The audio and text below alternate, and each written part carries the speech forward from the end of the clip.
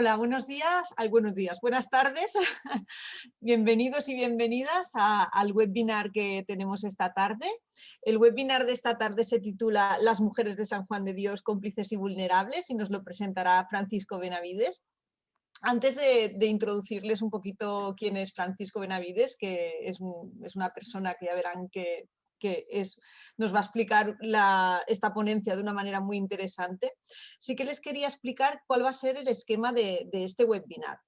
En el webinar haremos una primera introducción, les explicaré un poco en qué consiste la presentación.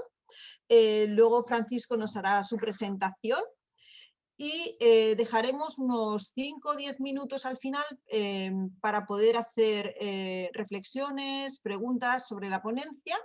Para ello utilizaremos el chat, que está habilitado para que nos podáis hacer llegar vuestros comentarios. Yo los iré recogiendo a lo largo de la sesión y los transmitiré al final de la sesión a Francisco para que pueda dar respuesta, ¿vale? Bueno, yo me presento, yo soy Susana Ochoa, soy la coordinadora de la unidad de investigación del Parc Sanitari Sant Joan de Déu en Sant Boi. Y como les decía, hoy tengo el gran placer de presentar a Francisco Benavides.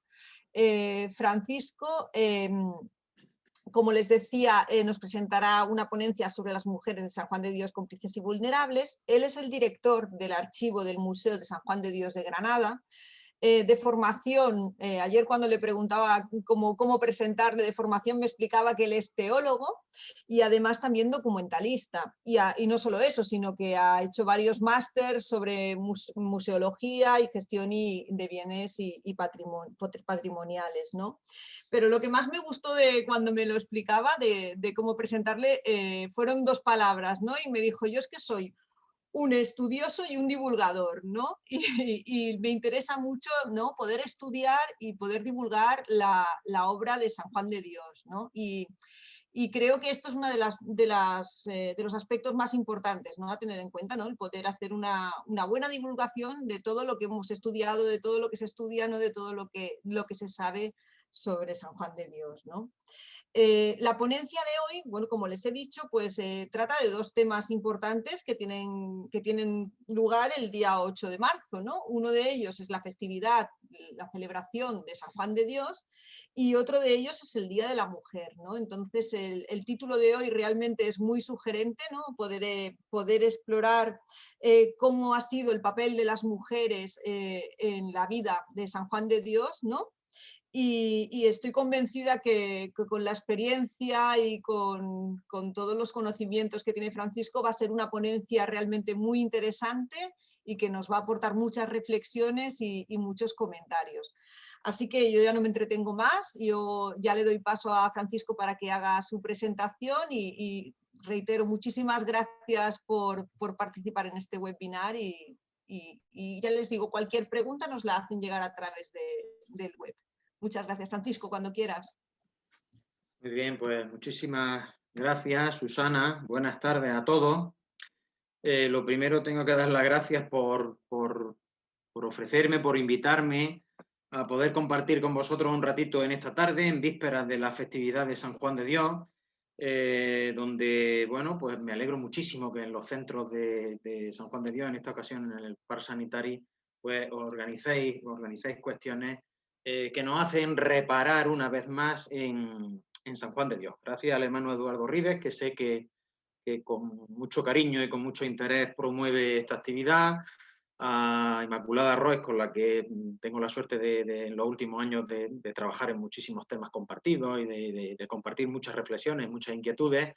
Y gracias también, Olga, a ti por ocuparte de toda la mecánica, por supuesto a ti, Susana, por la presentación, por el ratito tan interesante que echamos ayer de charla preparando este webinar y, como no, a los técnicos que sé que estáis ahí en la sombra, detrás de los megabytes, estáis en la nube, pero estáis, sin los que difícilmente se pueden hacer estas actividades que hoy indudablemente nos resuelven un gran problema, y es que no podemos hacer estas cosas presencialmente, pero se ha abierto una ventana muy interesante para comunicar, para divulgar, en definitiva, para transferir el conocimiento, en esta ocasión, el conocimiento relativo a San Juan de Dios.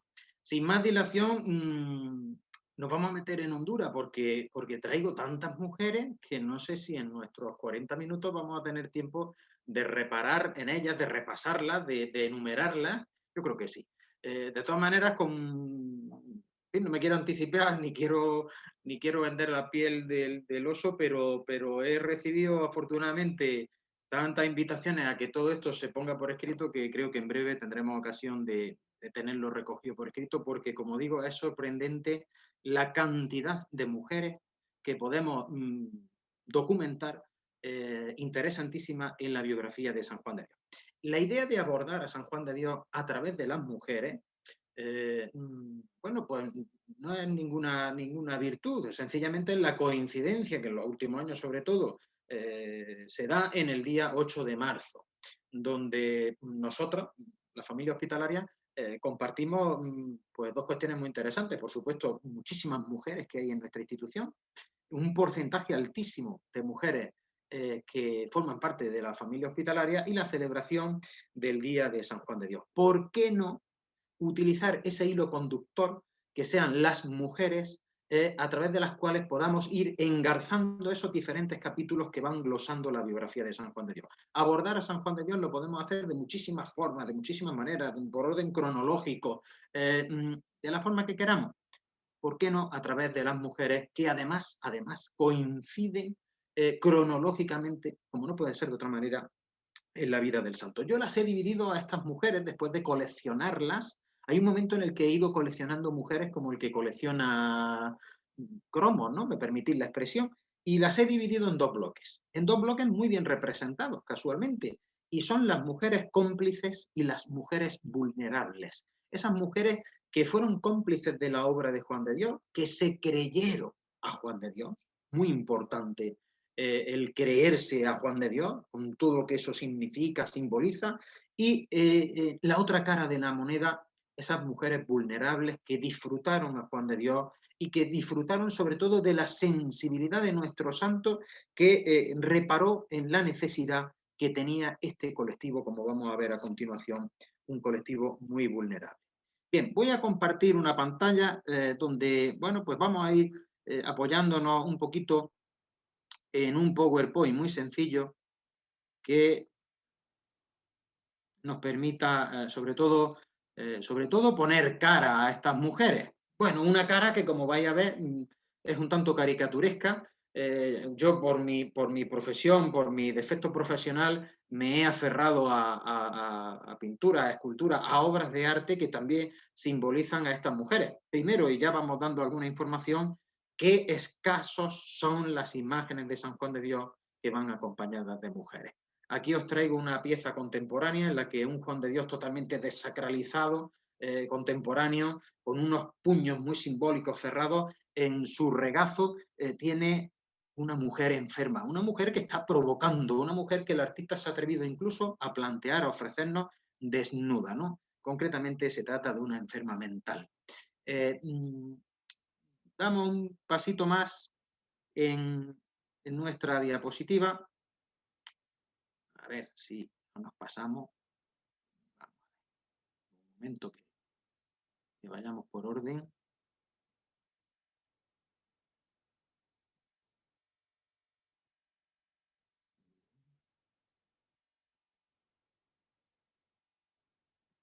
sé qué pasa, que no nos deja ir por orden. Sí, bueno, nos apoyaremos en esta barra de la izquierda en todo caso. Pasaríamos o empezaríamos sin duda por esa primera mujer que no falta en la biografía de cada uno de nosotros, que es nuestra propia madre. Ya Francisco de Castro, el primer biógrafo que se refiere a Juan de Dios, está hablando de la madre de Juan de Dios, de su entorno familiar, de su nacimiento, de ese nacimiento en Montemoro Novo. Nació de padres ni rico ni pobre del todo, se crió con sus padres hasta edad de 8 años y de allí, sin saberlo ellos, fue llevado por un clérigo a la villa de Oropesa.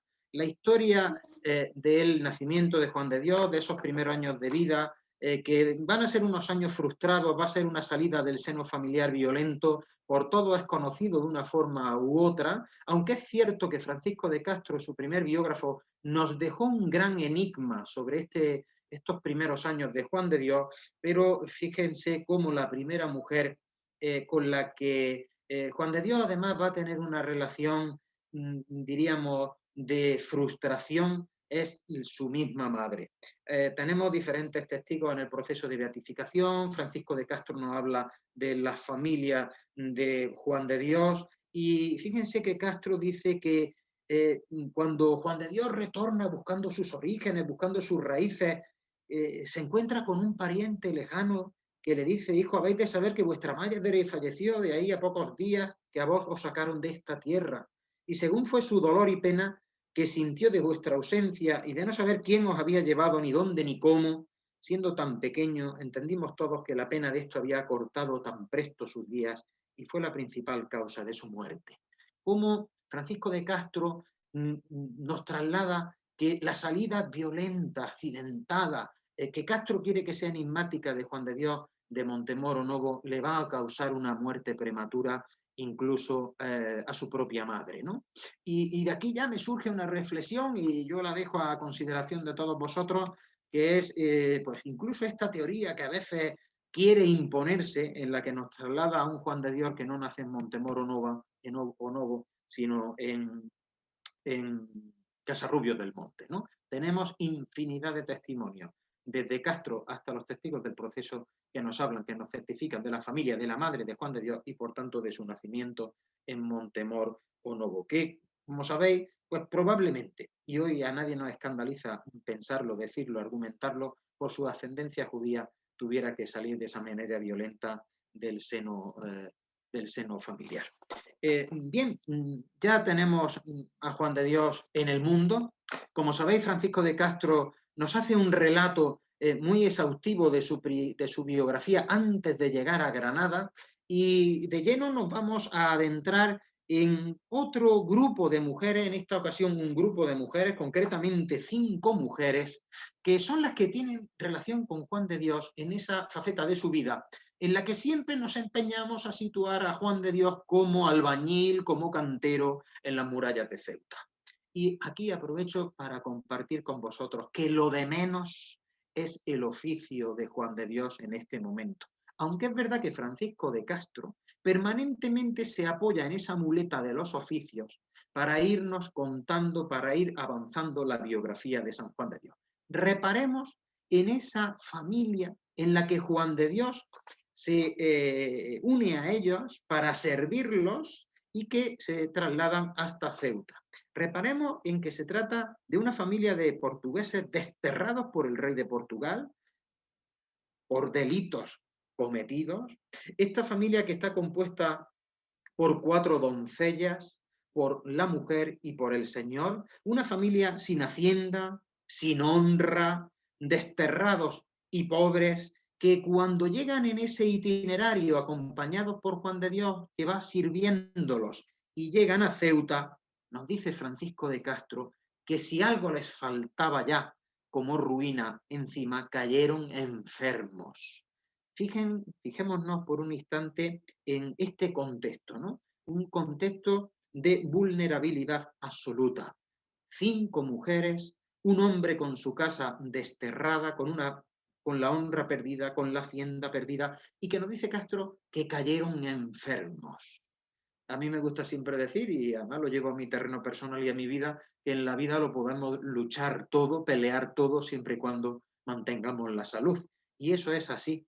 Pero fijémonos cómo Juan de Dios en esta ocasión lo que sale es al frente de las necesidades de esa familia, teniéndose incluso que poner a trabajar como cantero, como constructor de la muralla, y darle salida, darle solución a esa familia que cae en gran necesidad, llevando su sueldo diariamente para mantener a estas mujeres.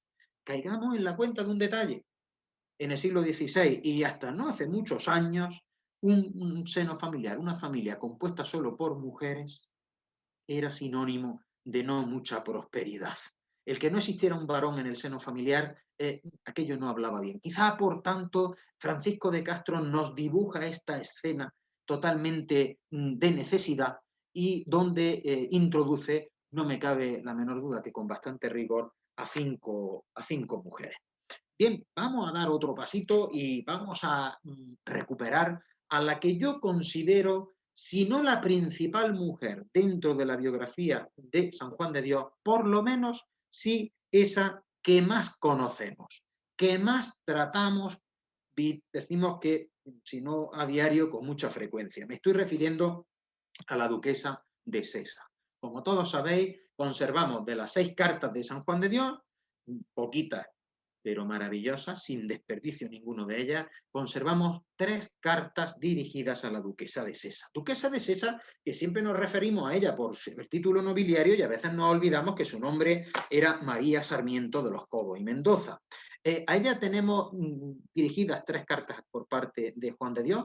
No nos cabe la menor duda, por las referencias que él hace, que serían muchas más, la correspondencia, la relación epistolar que va a tener doña María de Sarmiento con Juan de Dios es abundante. Decir que es una señora de bueno, una posición social maravillosa, extraordinaria en el siglo XVI, casada con un nieto del gran capitán, por tanto, con unas relaciones, con un patrimonio, con un, diríamos que metida en una sociedad de muchísima influencia y que va a mantener una íntima relación espiritual y humana con Juan de Dios. Fíjense que en sus cartas nos habla del consuelo que Juan de Dios le propicia en su situación personal, fundamentalmente en su situación de soledad. La duquesa de Sesa es el símbolo de la gran bienhechora de Juan de Dios, de esa dimensión bienhechora, limonera, que forma parte consustancial de la institución hospitalaria. Y también hay un aspecto muy importante que a mí me gustaría poner en valor esta tarde y compartir con vosotros, que es sobre todo esa última carta de Juan de Dios. Esa última carta que nace de su puño y letra y que se convierte en una despedida de todos nosotros, en vísperas de su muerte el 8 de marzo, pero que escribió, que dirigió a la duquesa de Sesa y que probablemente tiene lugar en estos días, en vísperas del 8 de marzo, en unos días previos al 8 de marzo, el día de su muerte. Voy a hacer un repaso muy rápido por estas 3 cartas, aunque os invito a que cuando tengáis ocasión reparéis en ellas, porque son de una actualidad y de una sensibilidad extraordinaria. Yo digo siempre que tenemos cosas maravillosas de San Juan de Dios a nuestro alcance que no hay que buscar en ningún biógrafo. Solo hay que leer con calma, con paciencia, retomar las cartas que de él conservamos.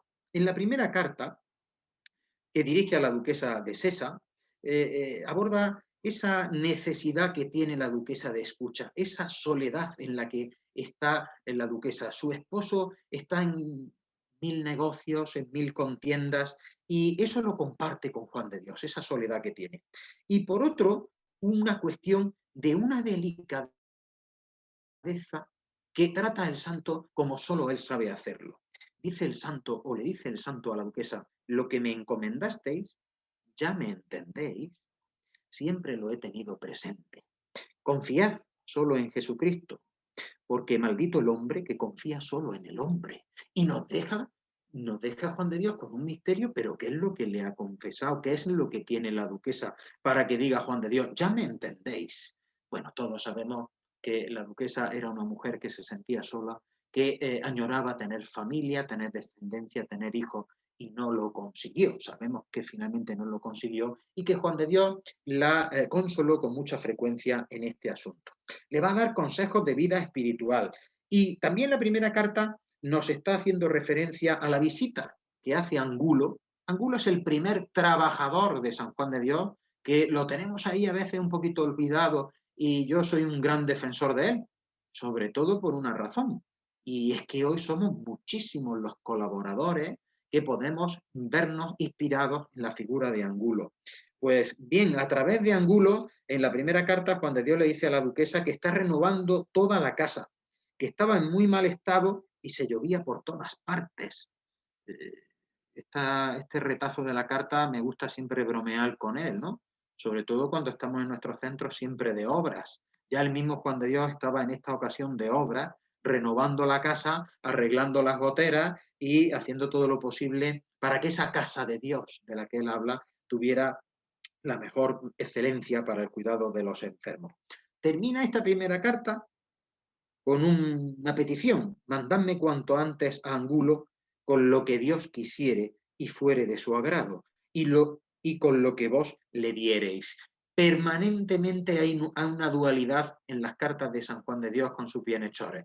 Los trata, comparte sus necesidades, pero siempre aprovecha la ocasión para pedir, para solicitar la ayuda de sus bienhechores. La segunda carta, es muy interesante reparar en esa manera en la que se dirige Juan de Dios a la duquesa de Sesa: hermana mía, muy amada en Jesucristo, la muy noble, virtuosa, generosa, humilde duquesa de Sesa, ¿no? Una intitulación que mantiene en sus cartas siempre cuando se dirige a ella. La presente es para haceros saber cómo estoy y para daros cuenta de todos mis trabajos, necesidades y angustias, los cuales cada día se me acrecientan, especialmente ahora, ya que tanto las deudas como los pobres aumentan sin cesar. Este párrafo es extraordinario para hacer una reflexión en torno a Juan de Dios. Y ves cómo el santo está compartiendo su acción con su principal bienhechora, cómo le está dando razón de su hacer, cómo le está diciendo en qué está invirtiendo la ayuda que le da. Y cómo también se está desahogando y le está diciendo que son cada vez más las deudas que tiene y cómo están aumentando incesantemente los pobres que llegan hasta su casa. También le ayuda espiritualmente, le aconseja espiritualmente, le advierte de las amenazas del mundo, del demonio, de la carne, que dicho así, y no tenemos tiempo para profundizar, puede parecer una cosa anacrónica, pero que cuando reparamos en ello son tres advertencias de tres dificultades, de tres debilidades en las que la condición humana puede caer con mucha facilidad. También hay una petición en esta carta: lo que necesito pronto es dinero para pagar esta obra y para pagar algunas deudas que me sacan los ojos. ¿Cómo se encontraría Juan de Dios para utilizar esa expresión? Que sus acreedores ya le sacan los ojos. Petición de oraciones para que el Señor le conceda la gracia y el favor. Y esa última tercera carta que gloso rápidamente: el saludo y el agradecimiento, que siempre aparece al inicio de la carta, y como decía al comienzo, esa despedida. Dice literalmente en la tercera carta a la duquesa de Sesa Juan de Dios que es tan grande el dolor que me causa esta enfermedad que apenas puedo pronunciar palabra. Si al Señor agradare sanarme, una vez repuesto, pienso ir a visitaros y a llevaros las niñas que me habéis pedido. Con lo cual aquí aparece otro grupito de mujeres que sin lugar a dudas son esas mujeres de corta edad que Juan de Dios las encuentra en gran necesidad y las va a ubicar al servicio de la duquesa de Sesa. El encargo que hace Juan de Dios a la duquesa de Sesa en esta última carta es excepcional. Creo que es de una inspiración muy grande para nosotros, especialmente los colaboradores, cuando le dice a Angulo: os encargo a Angulo, que queda muy necesitado con su mujer, por lo cual os pido que miréis por él.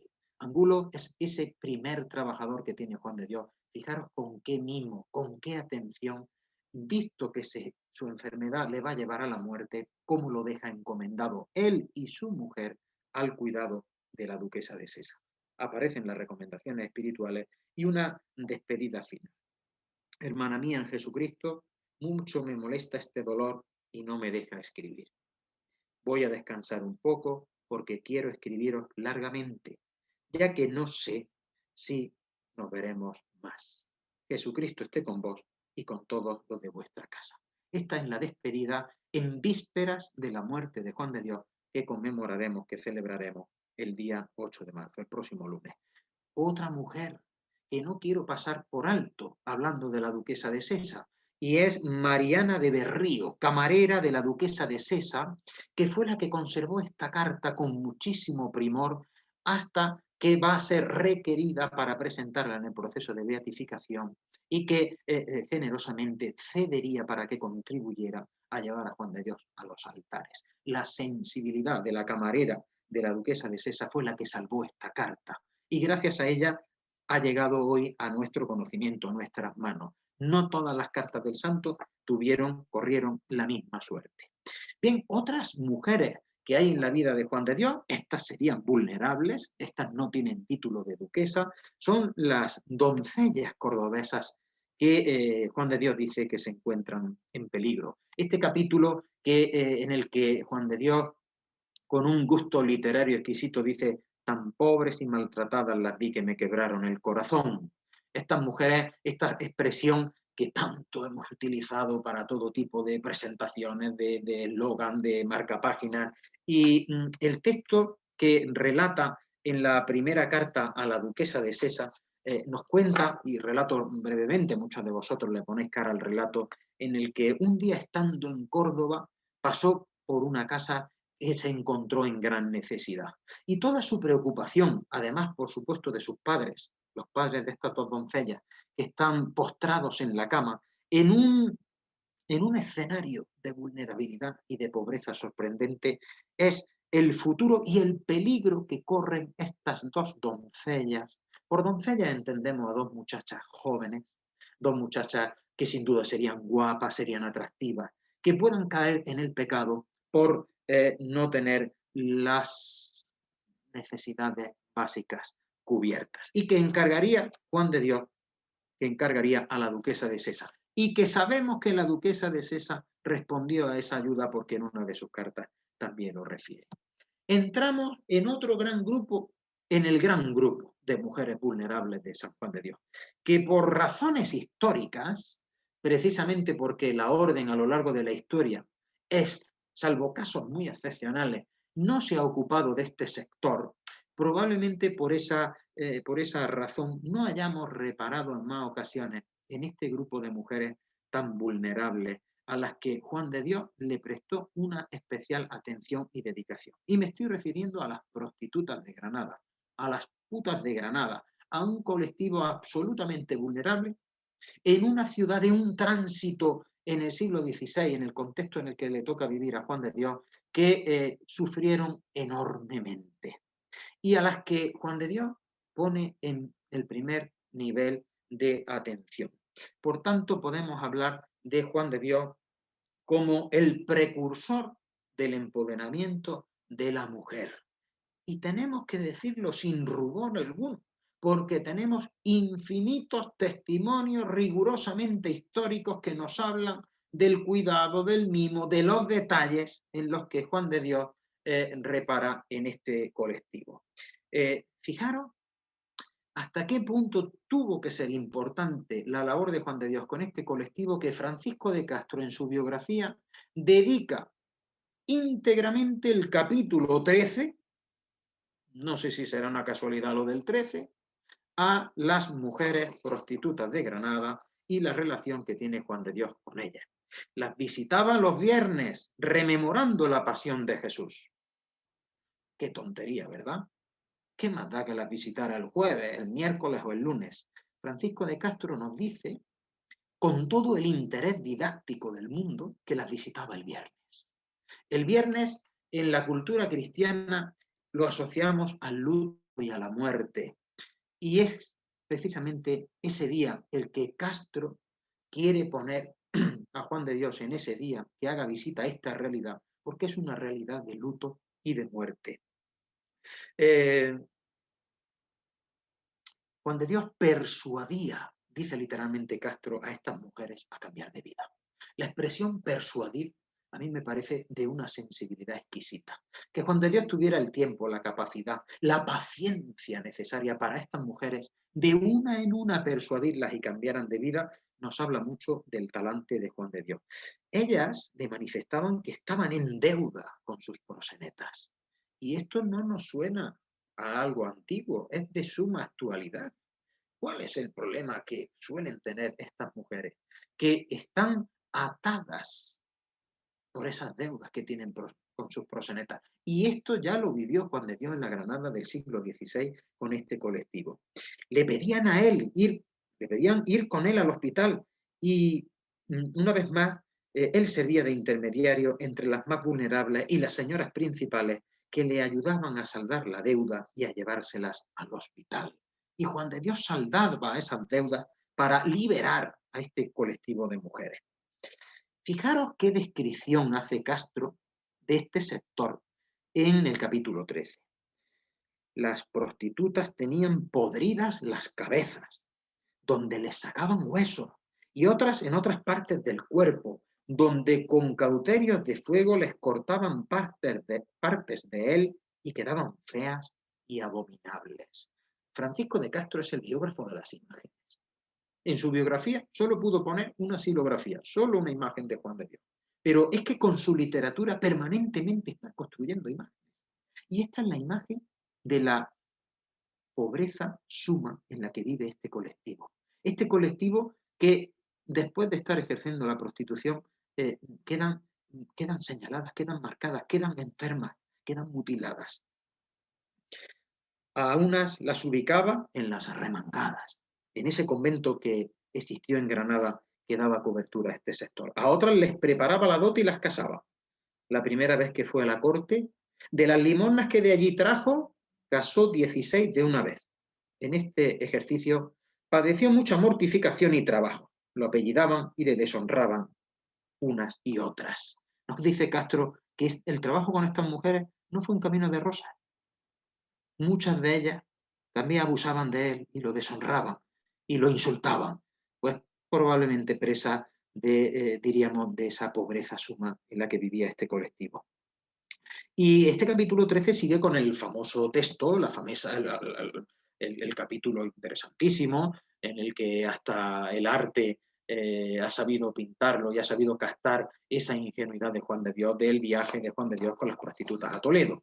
No lo vamos a relatar en extenso, pero a mí me parece maravilloso que Juan de Dios fuera capaz de organizar todo un viaje con aquellas prostitutas a caballo, acompañado de Angulo. Una vez más aparece Angulo, un trabajador joven que ya está casado en Granada, que sabemos que tuvo 2 hijos y que yo siempre digo, pero madre mía, cuando dijera Angulo en su casa que se iba con Juan de Dios a Toledo en esta compañía de 4 prostitutas, ¿qué diría su mujer? Pero hombre, es que no tiene otro, el santo no tiene otro que llevar, no tiene otro trabajador, no puede ir de la unidad de arriba, de la unidad del departamento de abajo.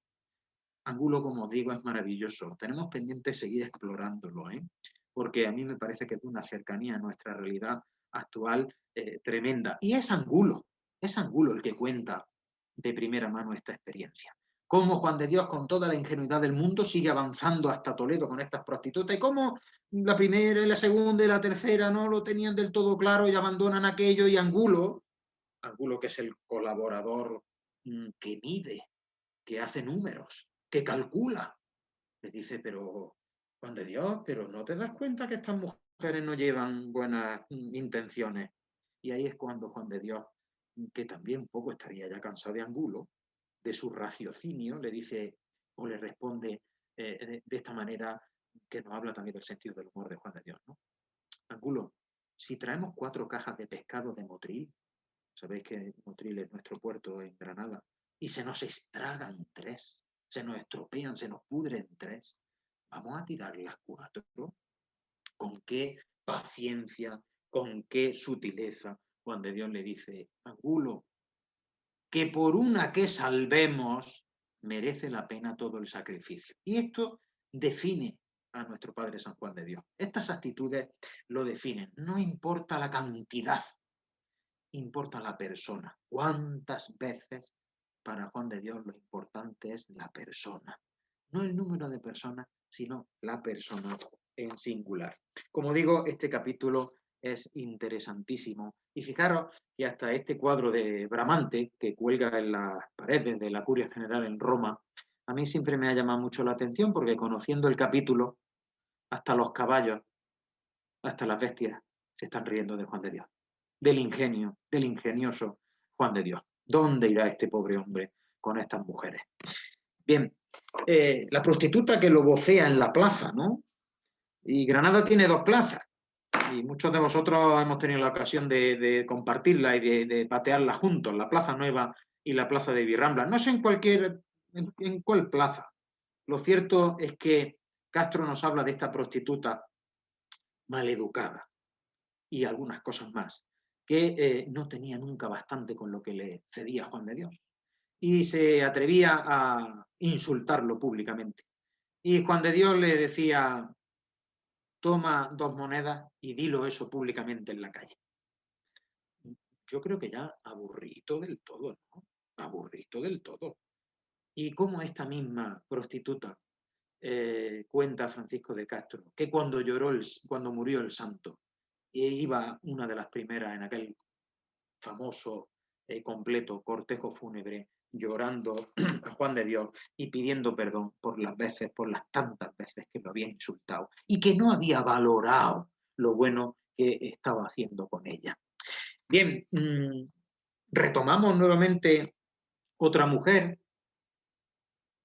En esta ocasión no he podido encontrar una imagen más sofisticada para hablar de Francisca de Cáceres, la gran olvidada. Francisca de Cáceres es la gran desconocida, la bienhechora y la ferviente voluntaria de San Juan de Dios, una entusiasta del santo determinante en su proyecto hospitalario. De Francisca de Cáceres tenemos noticias gracias a una de las fuentes más desconocidas para acercarnos al santo, que es el proceso contra los monjes jerónimos que tendrían los primeros hermanos de San Juan de Dios.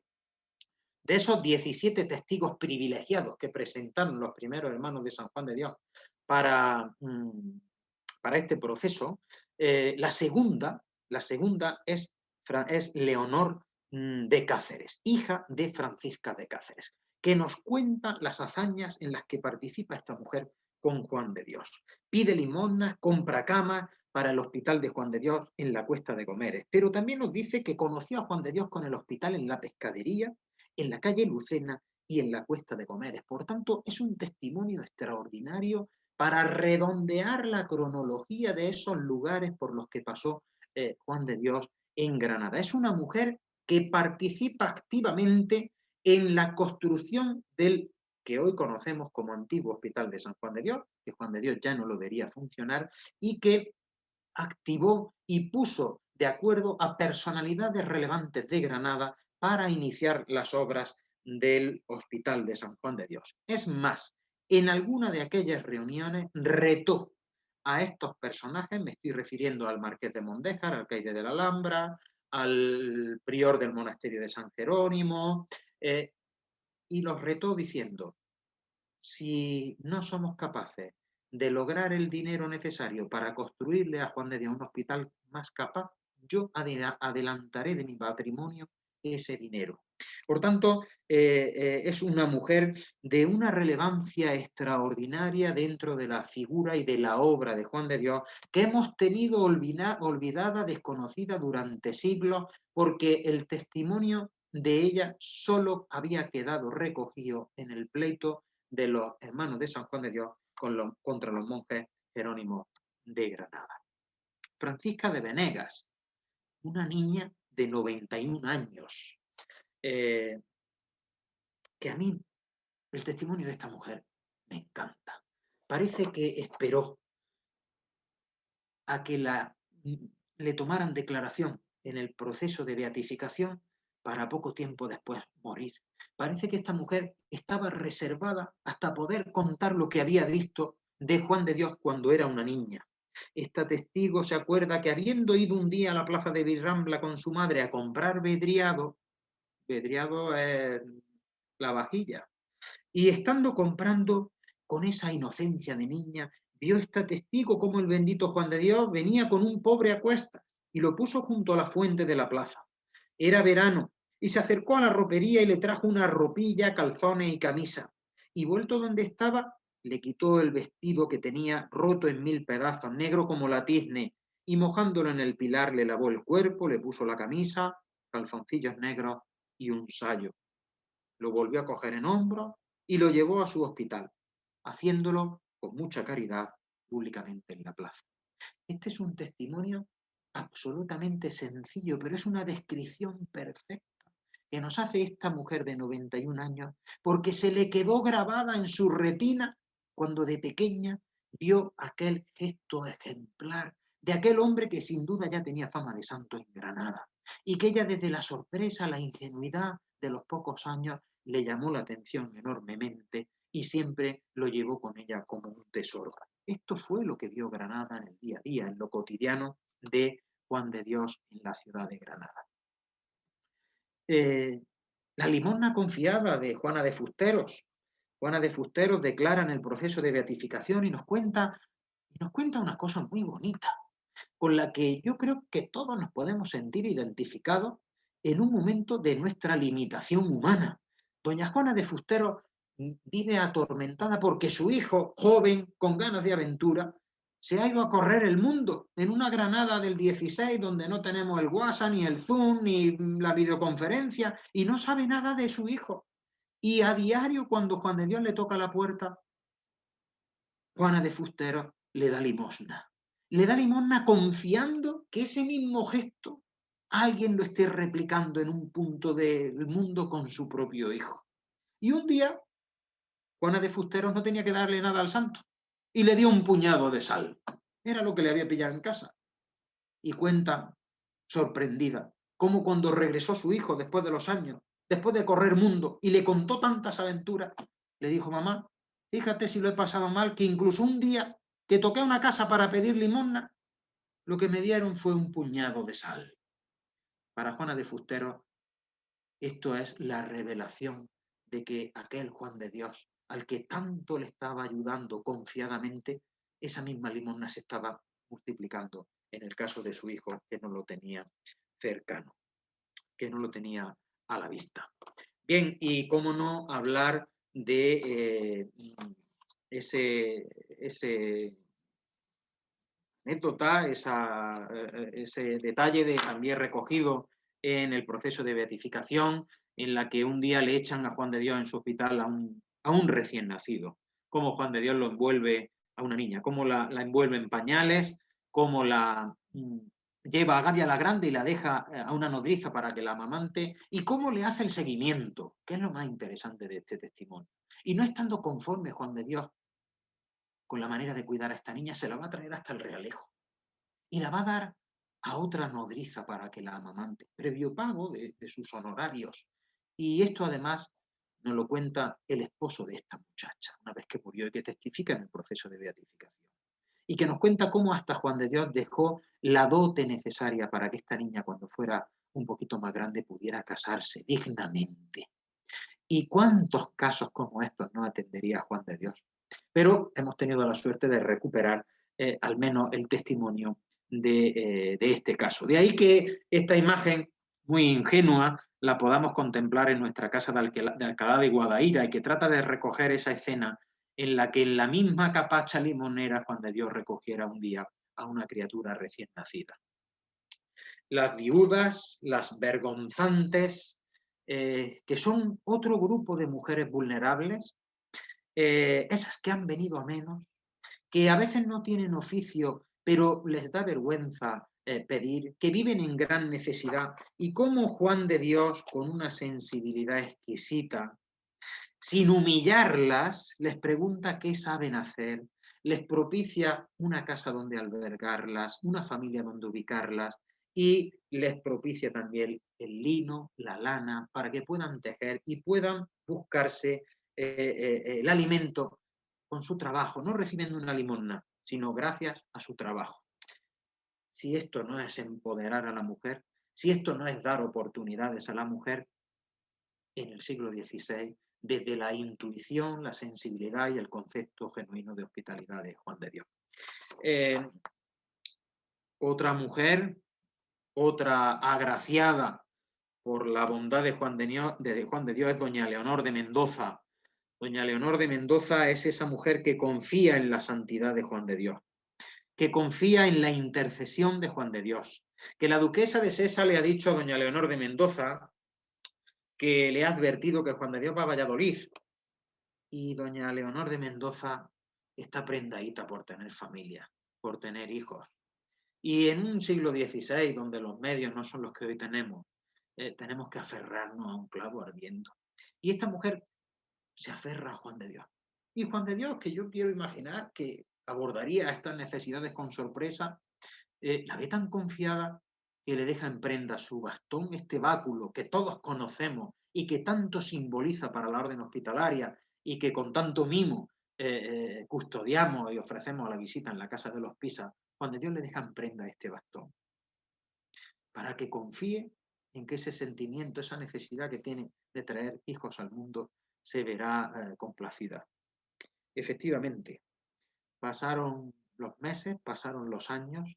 Doña Leonor de Mendoza se quedó con el bastón de San Juan de Dios, por tanto Juan de Dios no murió con este bastón de la mano en la Cámara Santa. La historia del bastón es extraordinaria, algún día tendremos ocasión de contarla también, pero lo cierto es que sabemos que doña Leonor de Mendoza tuvo por hijo a Fernando Ponce de León, a Juana y a María. El milagro se hizo. Doña Leonor de Mendoza tuvo finalmente 3 hijos. Las hermanas de Felipe II, que son claramente relatadas por Francisco de Castro en su biografía, también van a ser reales bienhechoras de Juan de Dios. Estas son estas mujeres que nos dice Castro que le están dando cuantiosas limosnas, pero que Castro se está gastando en Valladolid.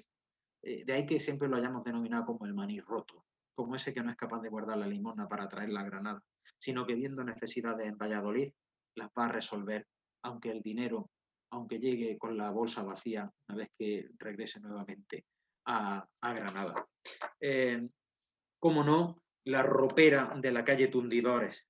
Fijaros cómo vamos alternando esa gente de rancio abolengo, las hermanas del futuro rey, con mujeres de a pie, mujeres sencillas, mujeres que, insisto, se enamoraron de Juan de Dios y de su obra y que en la medida de sus posibilidades hicieron todo lo que pudieron.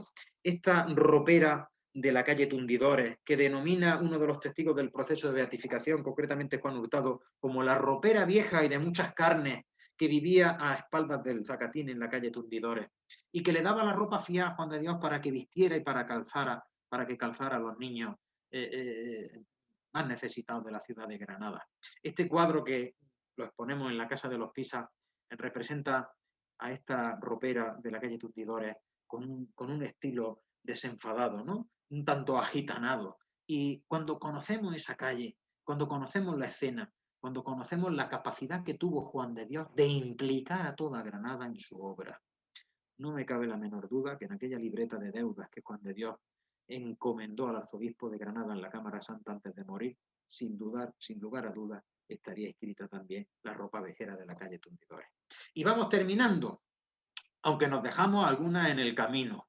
No podemos abordarlas todas en este tiempo, ¿no? Y llegamos a una de las mujeres más importantes también, más trascendentes de la biografía de Juan de Dios, que es doña Ana de Osorio. Doña Ana de Osorio, sabéis, es la esposa del caballero 24 García de Pisa. Doña Ana de Osorio es la dueña de la Casa de los Pisa, es otra de las grandes bienhechoras del santo, que cuando se entera que está gravemente enfermo, postrado en su hospital de la Cuesta de Gomeres, hace todo lo posible, urde todo lo necesario para traérselo a su casa, para cuidarlo, para mimarlo, para quitarlo de aquel ajetreo que tenía. En su carta, en una de las cartas, Gutiérrez Lasso nos está diciendo que tiene más de 110 personas en el hospital. Con la mala fortuna que ubicándolo pues, en una de las estancias privilegiadas de la casa, finalmente, como todos sabemos, moriría el 8 de marzo de 1550. Doña Ana de Osorio fue una mujer trascendente en la biografía del santo, pero también fue una mujer trascendente en los primeros años de la constitución de la orden hospitalaria. Doña Ana de Osorio, la testigo número 1 que presentaron los hermanos de San Juan de Dios en aquel litigio, en aquel conflicto que generó mucho sufrimiento para aquellos primeros hermanos contra los monjes jerónimos a cuenta de la propiedad de los terrenos del hospital. Doña Ana de Osorio en aquel momento declara con 60 años, con lo cual para nosotros es muy fácil ajustar la cuenta y decir que tenía 38 años cuando acoge a Juan de Dios en su casa. Era una mujer joven, era una mujer que se entusiasmó con las cosas de Juan de Dios. Era una mujer de ascendencia judía. No sé yo si en algún momento la sangre hizo aquella química tan interesante, tan bonita que tuvo la familia de Pisa con el mismo Juan de Dios. Para terminar, deciros que las mujeres de San Juan de Dios no se agotaron con él. Las mujeres han seguido haciendo historia dentro de nuestra institución. Las primitivas constituciones de los primeros hermanos de San Juan de Dios de 1585 ya nos hablan, ya se regula la profesión del voto de hospitalidad por parte de mujeres. No sabemos cómo al final aquella iniciativa se diluye finalmente, pero en las constituciones, en las primitivas constituciones de la orden hospitalaria, se habla de esas mujeres que profesan el voto de hospitalidad. El género no fue nunca un obstáculo dentro de nuestra institución y tenemos que decirlo con mucha naturalidad. El libro, el documento más antiguo que conservamos en el archivo de la Casa de los Pisa, es el libro de registro de enfermos de hombres y mujeres del Hospital de San Juan de Dios de 1566. Las clasificaciones, la singularización de género fue una cosa que vino a posteriori, pero no de tiempos de Juan de Dios ni de los comienzos. Bien, y quiero terminar pues con un detalle último, muy, muy iconográfico, diríamos, ¿no? Sobre todo para que cuando vengáis por Granada y os situéis frente a la portada del primitivo Hospital de Juan de Dios, bueno, hoy tiene una lona, porque sabéis que afortunadamente han comenzado las obras de restauración, pero a mí me encanta compartir con vosotros que la construcción de esta portada austera, pero una portada muy digna para la primitiva iglesia del Hospital de Juan de Dios, nació y fue costeada también por influencia de una mujer. Francisco Díaz de Lara y Ana de Covarrubias eran una familia adinerada, muy influyente en Granada, que Ana de Covarrubias llega a enfermar y su marido, totalmente atormentado y viendo que su mujer se muere, se encomienda a Juan de Dios y promete que si su mujer sana por su intercesión, construirían una portada digna para la primitiva iglesia del hospital. Ahí está la portada en piedra gris de Sierra Elvira. Aquella mujer sanó y esta familia vivió toda la vida agradecidos a Juan de Dios por el milagro que hizo en su mujer. Por eso me gusta decir siempre que a Juan de Dios no lo hizo santo la Iglesia Católica en 1690. Para Granada, Juan de Dios fue santo ya en vida y fue conocido como el bendito Juan de Dios. Y en las mayores dificultades, los hombres y mujeres de Granada se encomendaron a la intercesión de Juan de Dios porque lo conocieron, lo disfrutaron y vivieron con él y conocieron de su grandeza y de su santidad. Bien, con esto termino. Como decía, y no me quiero extender, son muchas, muchas más de las que hemos podido recoger en este breve intervalo de tiempo y espero pues, que podamos sacar ratito y que podamos seguir profundizando en Juan de Dios a través de la mano de las mujeres que lo acompañaron a lo largo de su vida. Deciros una cosa, no conocemos que cuando Dios se casara, que cuando Dios tuviera novia, pero no sería de extrañar que fuera también un muchacho apuesto y que tuviera sus escarceos en la juventud, como no puede ser de otra manera. Pero probablemente sus primeros biógrafos en esta cuestión quisieron ser muy prudentes para no estropear lo que podía venir después. Muchísimas gracias y bueno, a vuestra disposición por si hay alguna duda, alguna reflexión, alguna pregunta. Muchas gracias. Muchísimas gracias, Francisco. Ha sido una charla, una ponencia realmente muy interesante y lo que más me gustaría destacar es muy actual, ¿no? Muy en la línea de lo que nos estamos encontrando ahora, como tú bien has dicho, ¿no? Como muchos aspectos que se han podido rescatar, ¿no? Son actuales, como el tema de la persona en el centro, la humanización, ¿no? Todo lo que comentabas, ¿no? En referencia a la prostitución, como estamos hoy en día, ¿no? Y sobre todo esto, ¿no? El ayudar a las personas necesitadas, ¿no? Y esto es la función importante, ¿no? que se ha cubierto durante todos estos años, ¿no? Bueno, voy a pasar a leer algunas de las preguntas o reflexiones que se han ido haciendo por el chat. A ver, ¿hay algún comentario? Sobre todo hay muchos agradecimientos por transmitir de manera tan clara como has hecho, ¿no? Esta presentación. Y que ha sido un placer escucharte, que lo reitero totalmente. Hay un médico del Parc Sanitari de nuestro hospital, Carlos Paitubí, que comenta que es escritor, como ya te había comentado, de novela histórica y que incluye la vida de San Juan de Dios y el nacimiento de su orden. y que en breve, en el próximo mes de junio, saldrá la publicación, o sea que nos explica esto. Estoy al tanto, estoy al tanto. A ver, ya tenemos ganas de verlo, ¿no? También. Tenemos otro comentario. Gracias por transmitir con tanta pasión y brillantez la vida de San Juan de Dios, que nos ayuda a vivir mejor el carisma de la orden. Francisco, eres un crack. Bueno, son agradecimientos. Gracias también en italiano, o sea que supongo que igual tenemos alguna persona conectada también desde Italia. Buenas tardes, Paco, maravillosa y vívida presentación. Y aquí tenemos una pregunta. ¿Piensas que la obra de San Juan de Dios hubiera progresado de la misma forma sin el apoyo de estas mujeres y sin la compasión por todas estas mujeres? Nos lo pregunta Ana Merino. Bueno, Ana, un saludo.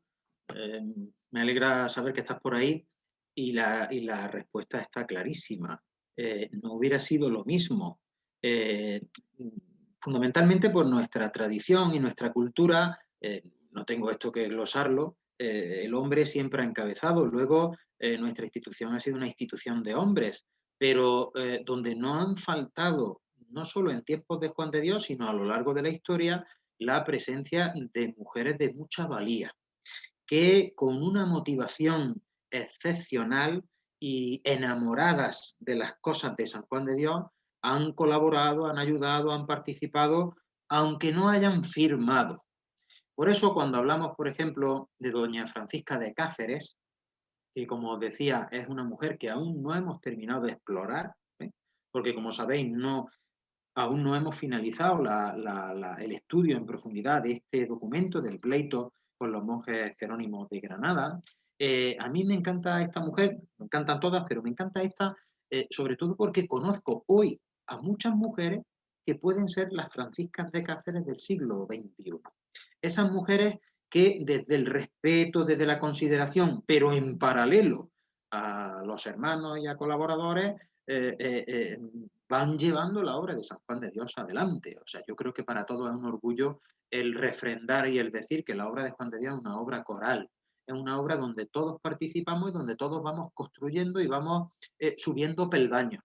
Por eso también, y me lo permití, por eso yo siempre digo, y digo entre compañeros y entre colaboradores, entre gente de la familia hospitalaria, que todos tenemos que ser muy humildes porque ya hubo otro ayer.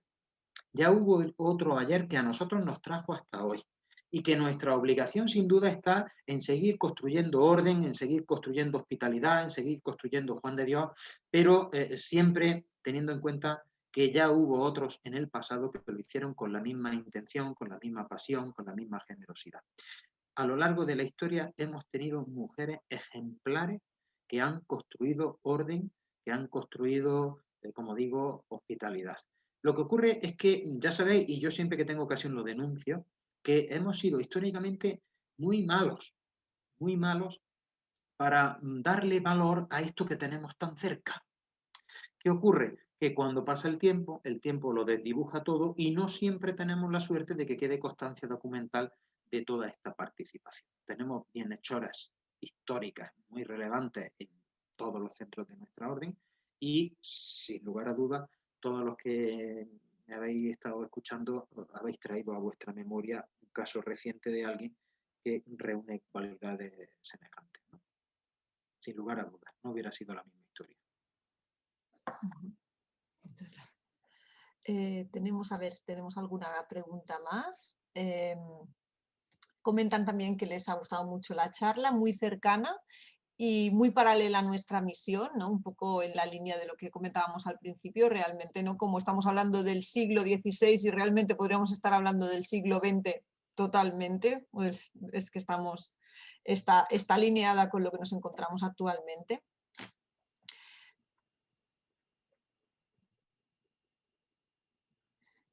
Bueno, precioso, me encantó. El 8 de marzo, recuerdan esto, ¿no? El Día de la Mujer también. Una de las preguntas que nos hacen llegar por el chat es si sabrías, Francisco, si San Juan de Dios tuvo relación con algunas mujeres moras. Bueno, por cuestiones culturales que vienen después de la muerte de Juan de Dios, como sabéis, la situación en Granada después de la muerte de Juan de Dios va a ser un tanto traumática en la relación del mundo musulmán y el mundo cristiano. La rebelión de los moriscos en la Alpujarra, pocos años después de la muerte de San Juan de Dios y en pleno nacimiento de la orden hospitalaria y en plena expansión de la orden hospitalaria, va a hacer que todas estas cuestiones, si se conocieron, se desdibujaran un poquito. Nuestra primera fuente de información siempre es Francisco de Castro, es el biógrafo que vertebra a Juan de Dios. El resto de las fuentes lo que hacen es ir completando esa percha, esa estructura que es Francisco de Castro. No tenemos certeza de que de ningún testimonio, pero no nos cabe la menor duda, porque Juan de Dios no hacía distinción entre moriscos y cristianos, no hacía distinción. También es cierto que en ese momento la población morisca empieza a mimetizarse, empieza, diríamos que a camuflarse, me permitís la expresión, con el mundo cristiano, ¿no? Pero todos sabemos, por el contexto social, que toda la zona del Albaicín, por ejemplo, está habitada por personas moriscas, ¿no? Con lo cual, no me cabe la menor duda, vaya, no lo pongo en cuestión, que muchas necesidades que resolviera Juan de Dios fueran de personas, si no musulmanas, de origen musulmán. Estamos en un contexto social en el que vive Juan de Dios, donde la población musulmana es altísima en Granada y donde hay una convivencia muy, muy natural. Los problemas vendrían después, pocos años después, pero después de la muerte de Juan de Dios. En tiempos de Juan de Dios, que en esos 12 años en los que está Juan de Dios, hay una convivencia muy natural, muy pacífica, se están respetando las capitulaciones y no hay ese problema que a veces nosotros queremos incluso intuir o queremos impostar, o sea, vendría un poco tiempo después. Uh-huh.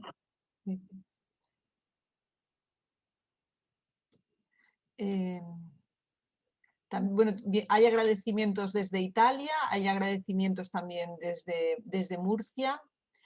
Enhorabuena por tu exposición de San Juan de Dios. Fue un poco avanzado para su época. Tuve el privilegio de estudiar las cartas de nuestro santo para categorizar los cuidados y quedé enamorado, ¿no? Nos comentan. Muchas gracias por cómo lo has transmitido. La verdad es que la mayoría de los comentarios son de agradecimiento.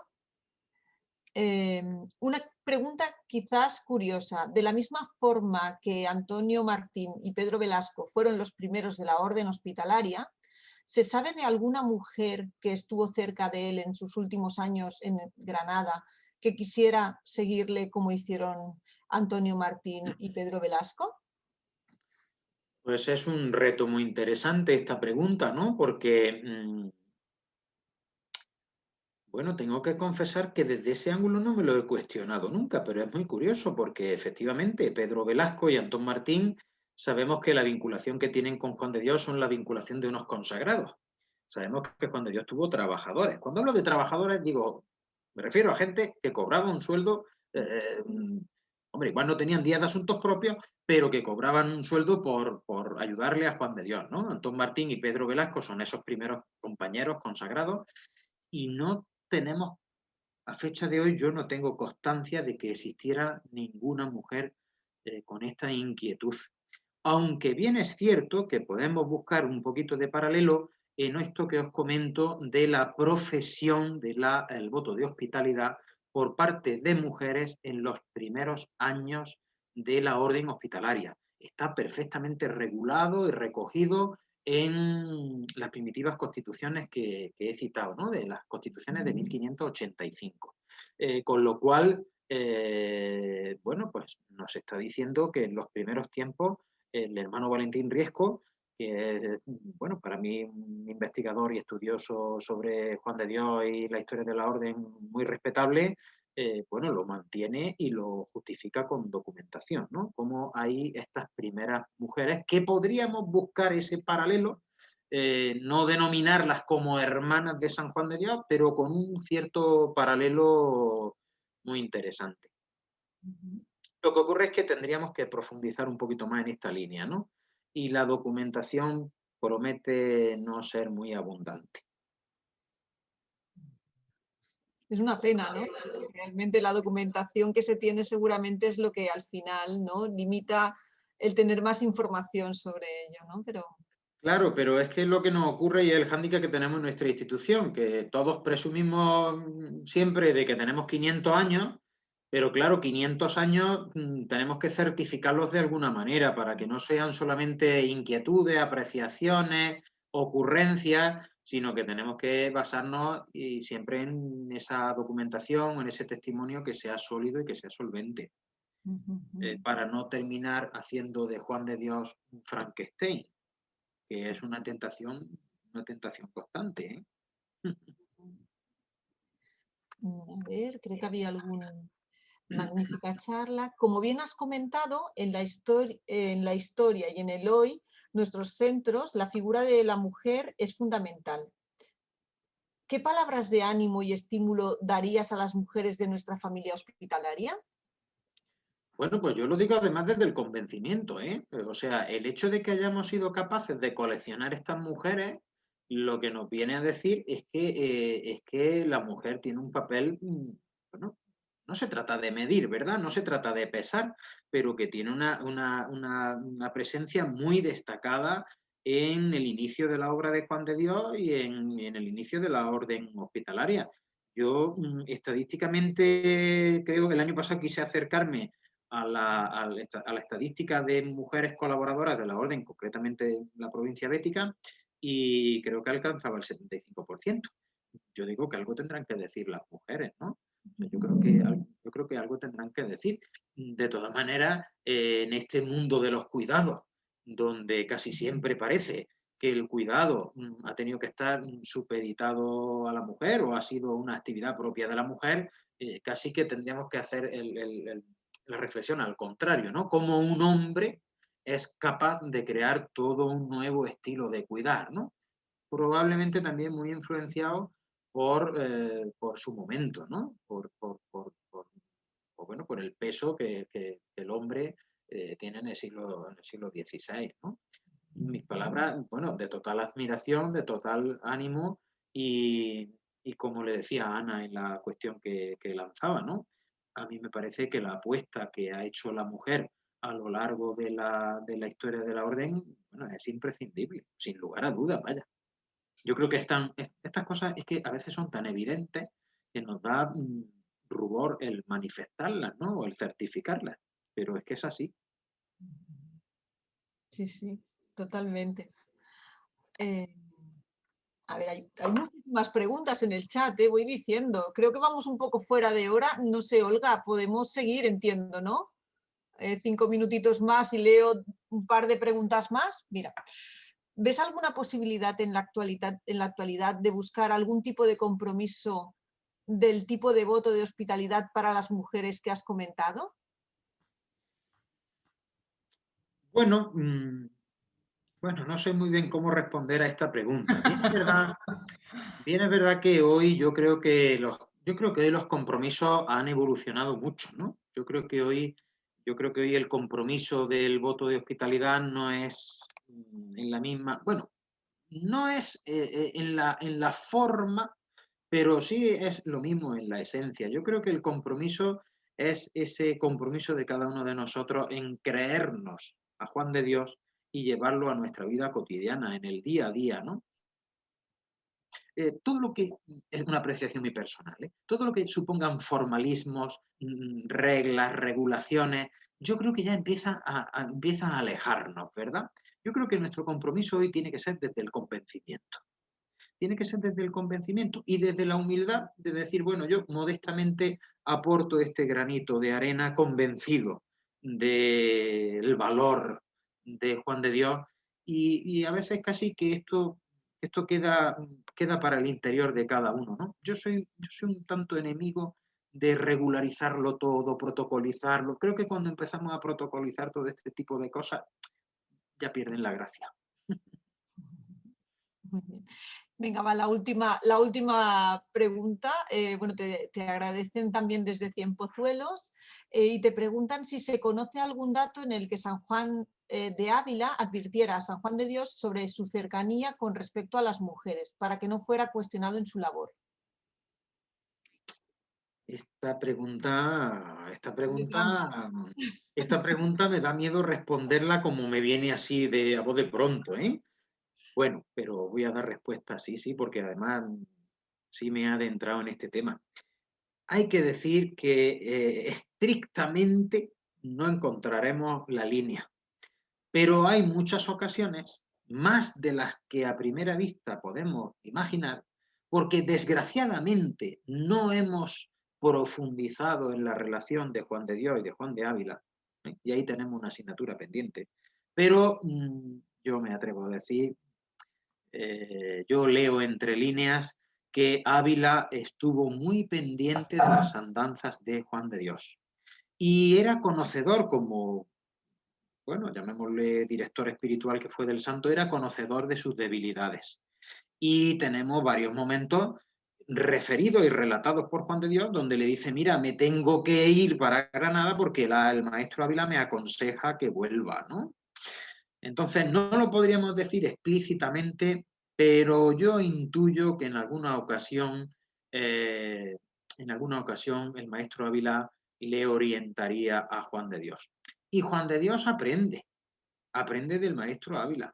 Y de hecho, en algunas de sus cartas, pues como todos sabemos, este chico, que yo hablo siempre del chico de Jaén, que quiso acercarse a Juan de Dios, hay una frase que no podemos ocultarla, porque si la ocultamos parece que es que nos vamos a cargar la estructura de la conferencia de las mujeres de San Juan de Dios, cuando Juan de Dios le dice, líbrate de las mujeres como del diablo. Pero también es verdad que tenemos que ser generosos y tenemos que interpretar la expresión. Para Juan de Dios, el librarse de las mujeres no es tanto de lo carnal, sino el centrarse y optar radicalmente por una manera de hacer las cosas. Como todos sabemos, Juan de Dios, después de su conversión, hizo una opción radical de vida. No hubo medias tintas. Juan de Dios no podía compartir. Juan de Dios se decidió, se dedicó radicalmente. Y esa radicalidad es la que va a compartir también con sus primeros compañeros, con Pedro Velasco, que como todos sabemos tiene un currículum, que hoy cae el currículum de Pedro Velasco en la mesa de cualquiera de nuestros compañeros de recursos humanos, bueno, y no lo contratan ni para la suplencia de un fin de semana. Y sin embargo todos sabemos que fue el primer seguidor de Juan de Dios y el que saca la orden fuera de Granada, el que la sitúa en Madrid, ¿no?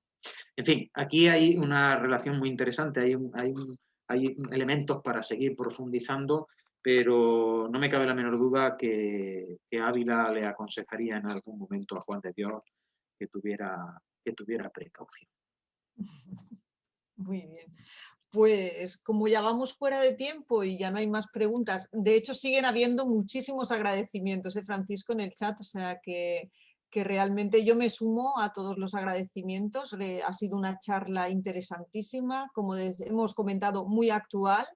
Ha hecho una revisión por la vida, ¿no?, de San Juan de Dios, por la influencia de las mujeres que estuvieron alrededor de él, ¿no? Y como hemos visto esto, ¿no?, la actualidad, la humanidad, ¿no?, la humanización, ¿no?, de esos cuidados, de acercarse a las personas necesitadas y entre ellas pues las mujeres, y cómo las mujeres también ayudaron, ¿no?, a San Juan de Dios a levantar y a poder construir pues el hospital y a poder construir el futuro, ¿no?, en este sentido. Muchísimas gracias. Francisco, si quieres decir algunas palabras ya para cerrar la sesión, de verdad muchísimas gracias por esta interesante conferencia. Nada más, ha sido un placer poderlo compartir con vosotros. Gracias a vosotros desde esta iniciativa que habéis liderado desde el Parc Sanitari.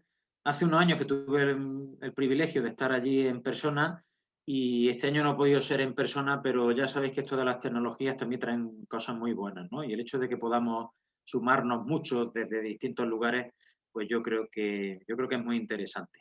Desearos a todos que celebréis con orgullo, con fiesta, el día de San Juan de Dios. Sabéis que en Granada lo vamos a hacer como no puede ser de otra manera, guardando preservando la tradición inmemorial de celebrarlo con mucha fiesta en la ciudad. Probablemente este año no tengamos muchas visitas ni a la Basílica ni a la Casa de los Pisas, pero nos sentimos queridos desde tantísimos rincones de la Orden que celebraremos la festividad de nuestro Padre San Juan de Dios como se merece. Un saludo para todos, mis mejores deseos, y a hombres y a mujeres, pues desearos que sigáis firmes haciendo actual a San Juan de Dios y que Él también nos ayude a que no nos desanimemos y nos lo sigamos creyendo y haciendo actual cada día. Un saludo a todos y mi felicitación.